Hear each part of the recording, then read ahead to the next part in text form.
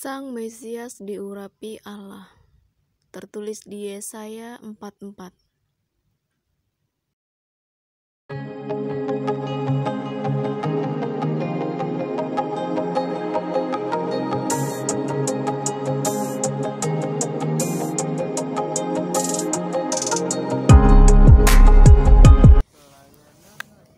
Pelayanan Nabi Yesaya di dunia ini mulai dari tahun 745 Masehi hingga tahun 685 Masehi. Di masa pelayanan Nabi Yesaya di kerajaan Yehuda di selatan, terjadi peristiwa penaklukan kerajaan Israel di utara oleh bangsa Asyur atau Assyria. Akibat karena bangsa Israel di utara tidak taat dan tidak setia kepada Tuhan. Banyak di antara orang Israel kemudian ditawan dan diangkut ke negeri Asyur atau Assyria. Dan dalam rentang waktu selanjutnya, setelah di beberapa generasi raja yang berkuasa sering terjadi saling serang dan perebutan wilayah kekuasaan dengan bangsa Babilonia. Akhirnya kerajaan Assyria berhasil ditaklukkan oleh Babilonia dan menjadi bagian wilayahnya. Kerajaan Babel atau Babilonia kemudian menjadi besar dan sangat berkuasa di sekitar wilayah. Dan Nabi Yesaya menubuatkan bahwa bangsa Babel atau Babilonia sesuatu hari nanti akan menyerang Yehuda di selatan. Hal itu disebabkan oleh karena ketidaksetiaan raja dan rakyat Yehuda sebagai umat Tuhan kepada Allah.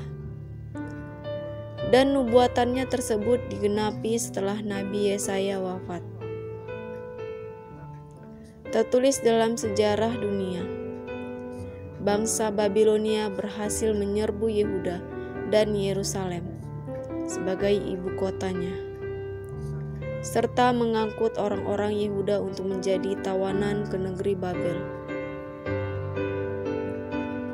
Bahkan peristiwa pembuangan atau pengangkutan orang-orang Yehuda ke Babel tersebut terjadi sebanyak 3 kali, yaitu terjadi pada sekitar tahun 605 Masehi, tahun 597 Masehi, dan tahun 587 Masehi. Namun meskipun orang-orang Yehuda dan Israel akan dibuang atau ditawan yang disebabkan oleh akibat dosa-dosa mereka, Nabi Yesaya juga menubuatkan bahwa mereka nantinya akan dibebaskan dan kembali ke tanah perjanjian, yaitu negeri yang telah diberikan oleh Allah kepada nenek moyang mereka. Setelah Nabi Yesaya menyebutkan menakluk dari timur dan dari utara, tertulis di Yesaya 41 ayat 2-3 dan ayat 25, dan menyebutkan bahwa hal itu akan menjadi kabar baik bagi Yerusalem.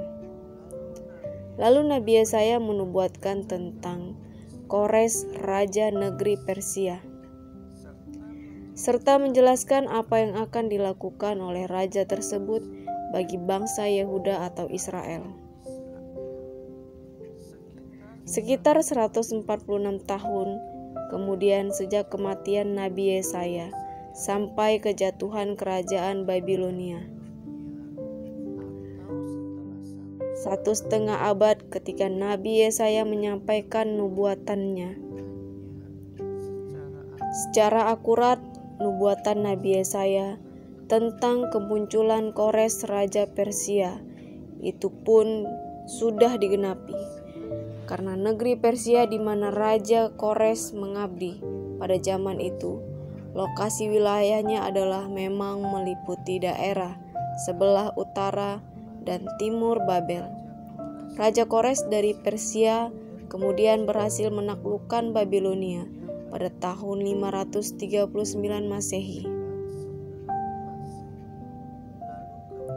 Lalu kemudian Raja Kores juga membebaskan bangsa Yehudi dari pembuangan Babel. Dan peristiwa penting lain yang terjadi pada masa pemerintahan Raja Kores. Raja Persia tersebut juga mengizinkan orang-orang Yahudi untuk kembali melakukan pembuangan bait suci, sebuah bait suci Allah yang ada di bumi ini, yang dahulu pernah dihancurkan oleh bangsa Babilonia ketika mereka berhasil menaklukkan kota Yerusalem. Dalam kedua peristiwa tersebut, maka dapat dikatakan bahwa Raja Kores telah melayani Allah yang benar, yaitu Elohim, Allah yang disembah oleh bangsa Yehuda dan Israel.